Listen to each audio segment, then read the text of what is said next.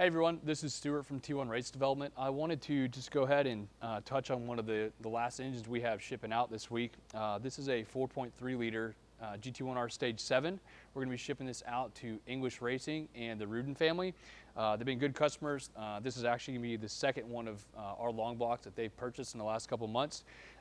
Their primary focus is really on the half-mile racing, and so having the necessary power to go after 240, 250 miles an hour is really what this block is designed for. That, or going for 6-second passes at 230 miles per hour.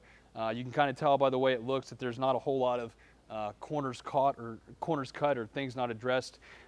This block, like all of our 4.3 liter engines, is using an AMS billet block. The total displacement, like I said, is up to 4.3 liters. It's got our GT1R Stage 2 cylinder heads. One of the things that kind of sets these cylinder heads apart from like our Stage 1s and maybe some other offerings from other people, this is obviously going to have our CNC porting on it. It also has full copper valve seats, which really goes a long way in withstanding the heat and abuse that these things are seeing at the kind of power and RPM that are being delivered to them. There's nothing too crazy in the valve train. All of our engines use Ferrea valve trains complete. This one's got Tomei 282 cams. On the short block itself, this engine is using a Bryant billet crankshaft. We start using those in our engine program really about on our Stage 4 long blocks and up. So our Stage 4, 5, 6, 7 are all going to have either a stock stroke or a stroker crank that works out to 4.1 liters. From that point on, the stock cranks are kind of questionable.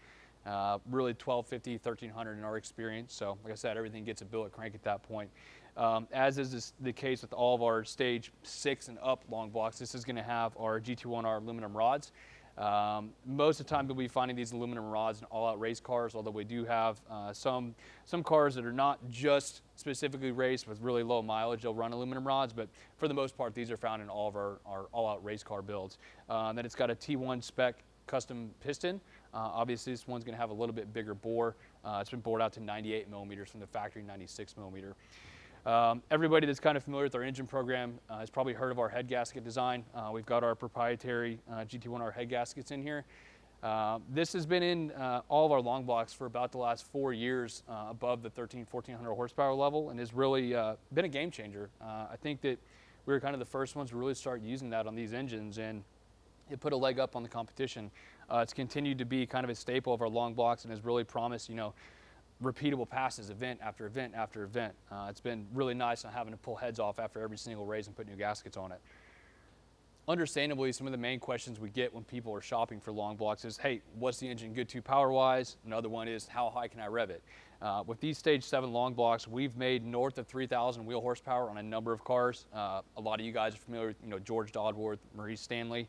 All those guys are making big numbers, well north of 3,000 all in.